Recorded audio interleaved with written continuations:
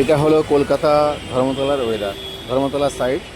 এটা রাজভবনের আপনারা দূরে দেখতে পাচ্ছেন, আপনাকে জুম করে দেখাচ্ছি। এটা হলো রাজভবনের গেট, এটা হলো রাজভবনের গেট, ধর্মতলার পাশেই এলআইসি বিল্ডিং তার অপোজিটে আছে। আর এদিকে রাস্তা যাচ্ছে, এটা ধর্মতলা চৌরাঙ্গির দিকেই যাচ্ছে রাস্তাটা। ওয়েদার খুবই ভালো, খুব আবার খারাপ বলা যায়। আজকাল খুবই সমস্যা, রাস্তাঘাট তো ভিজে যখন তখন বৃষ্টি হচ্ছে। আর এটা হলো চৌরাঙ্গি সিগন্যাল।